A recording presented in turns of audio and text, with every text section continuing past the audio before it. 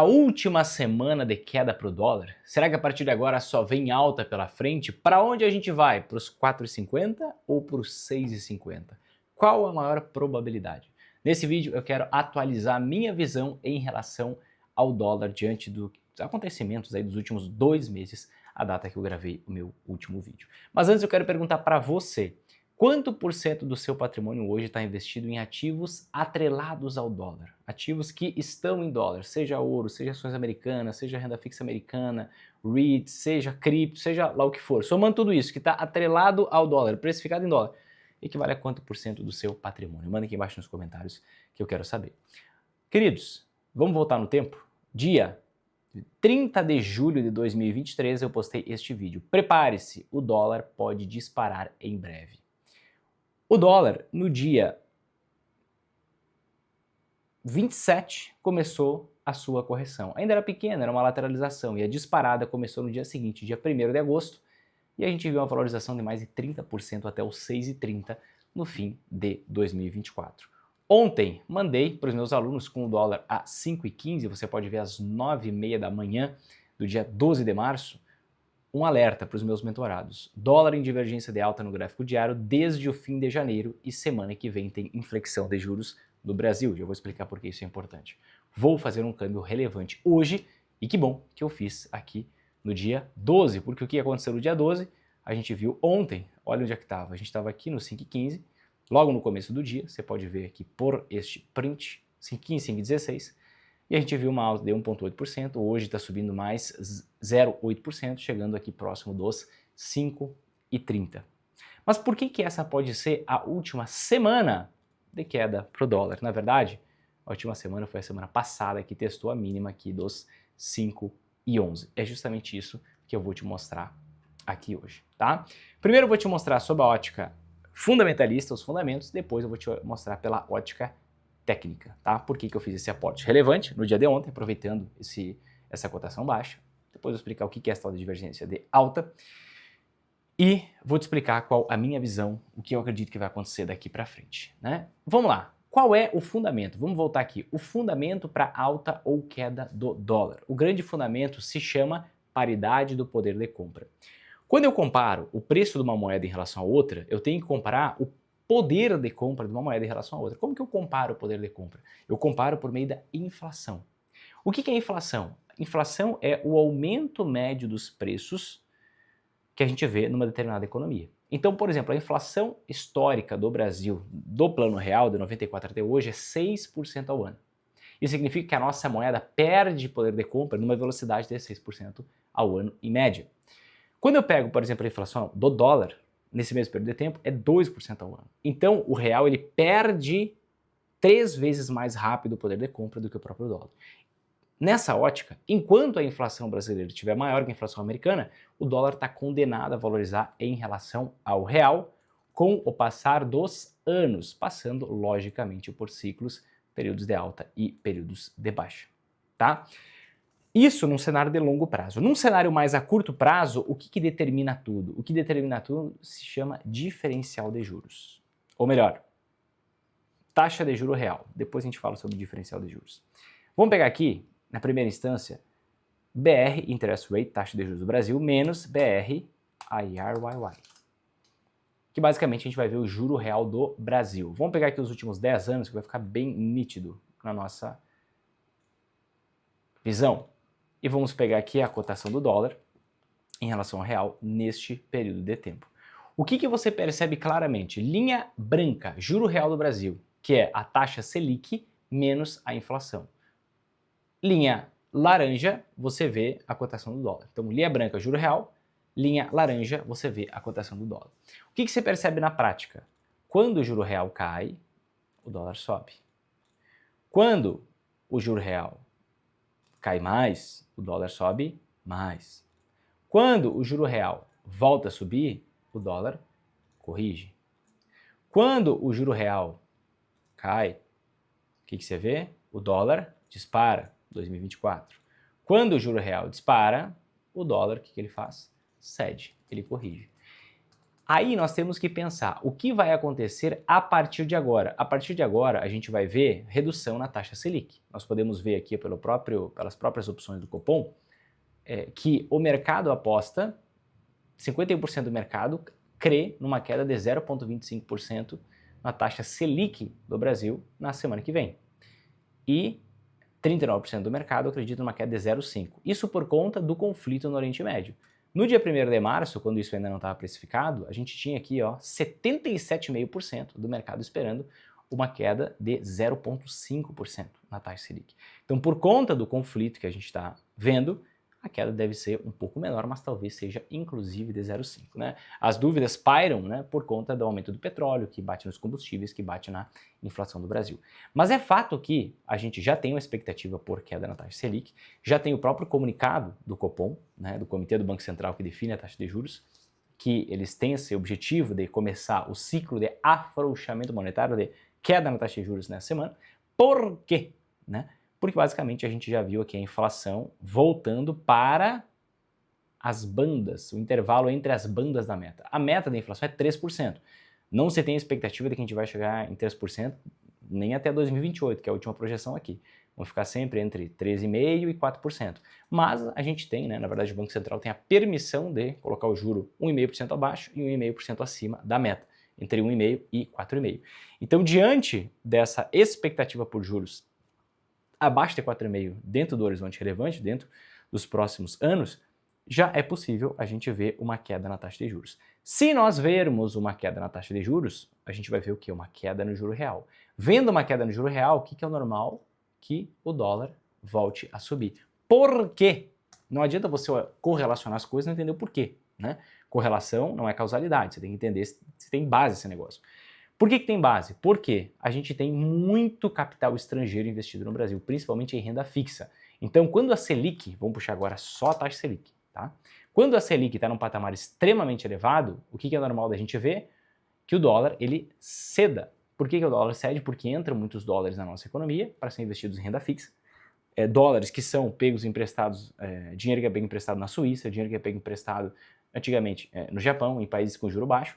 Então, muitos especuladores se alavancam nesses países que cobram juro baixo, investem em países com juro alto para ganhar essa diferença entre os juros, então esse diferencial de juro, certo?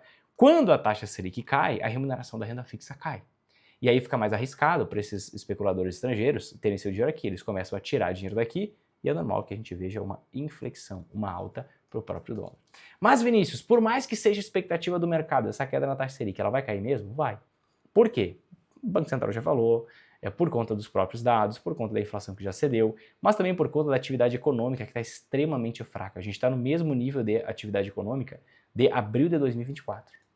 É um nível extremamente perigoso, das mínimas, que é o mesmo nível que a gente estava em julho de 2022. Então, vocês podem ver, a atividade econômica do Brasil não cresce, ela só vem lateralizando aqui, desde 2021. Né? E podemos dizer, inclusive, desde 2018. Né? Porque em 2020 a gente jogou lá para baixo, voltou e a gente está aqui nesse processo de lateralização desse nível de crescimento. Então uma variação muito pequena. A economia cresce, a atividade econômica cresce, mas num volume muito baixo. A gente está empacado, literalmente, aqui, tá? Outro dado importante, número de empresas em recuperação judicial bate recorde de 2025. Vemos aqui um crescimento exorbitante, o maior número de estoque de empresas em recuperação judicial. O que é uma empresa em recuperação judicial? É uma empresa que tem tudo para falir, está caminhando para falir, mas antes dela falir, ela entra com o processo pedindo para quem emprestou dinheiro para ela segurar um pouquinho, que ela não vai conseguir pagar as dívidas no prazo que ela prometeu, e ela pede uma renegociação, um plano para recuperação da empresa. E a gente nunca viu tantas empresas nesse processo de recuperação judicial, 5.680 empresas, maior da história deste país, um crescimento de 24% em um ano. Isso é coisa para caramba. Por que é importante, né, a gente olhar para esse dado? Porque com muitas empresas que estão insolventes, que não conseguem ficar de pé, você tem ondas de demissões próximas. Se você tem ondas de demissões próximas, basicamente você tem um consumo que vai cair se houver essas ondas de demissões, né? Porque vai ter mais gente desempregada no futuro, não no período atual. Se tem mais gente desempregada, menos gente consome, o nosso PIB vai começar a cair e a gente passa por uma recessão. Então esse dado é extremamente alarmante e importante e exige uma queda na taxa de juros. E lembrando, o que define o dólar no curto prazo juro real. Com a taxa Selic caindo, a gente vai ver diferencial entre a taxa de juros e a inflação caindo, então vai sair aqui desses 11%, vai vir para uns 5, 6%, e é natural que você veja o quê? A mesma coisa que aconteceu no passado, uma disparada na própria cotação do dólar, tá? Mas, mais à frente, a gente vai ver esse juro subindo de novo. Por que a gente vai ver esse juro subindo de novo? Porque nós estamos presos numa armadilha econômica. Já mostrei algumas vezes para vocês. Todo o crescimento que nós temos hoje é artificial. A nossa capacidade produtiva, que é a linha laranja, ela está praticamente lateralizada nos últimos 10 anos, crescendo muito pouco, né? A gente tem a nossa economia crescendo, o famoso PIBão aí, que não veio no ano passado, mas nos outros anos, 23, 24 vieram, melhor dizendo, basicamente influenciados por aumento do crédito, por endividamento das famílias, estamos no nível recorde de endividamento das famílias, estamos no nível recorde de inadimplência das famílias, estamos numa bomba relógio. Então, o que vai acontecer? Esse período aqui é inflacionário. Se a gente reduz a taxa de juros, como a gente está estimulando muito crédito, o que vai acontecer? Reduz a taxa de juros, as pessoas compram mais, com as pessoas comprando mais e não tendo mais oferta, porque a capacidade produtiva está estagnada, você tem inflação de preço, né? E vai ter um novo surto da inflação e a gente vai ficar brincando nessa brincadeira aqui, ó. Sobe a inflação, a gente aumenta o juro para 16%. Vai cair a inflação, a gente derruba o juro para 10, 12%.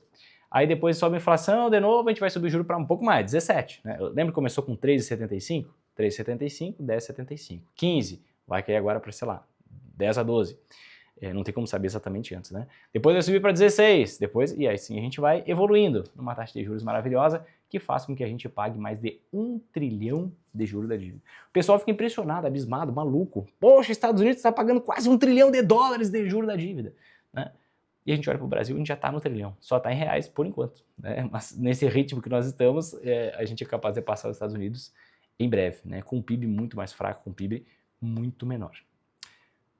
Ok. Mas Vinícius, entendi toda essa questão, mas tem um agravante chamado dólar index. Vinícius, que bicho é esse dólar index? Vamos falar sobre ele.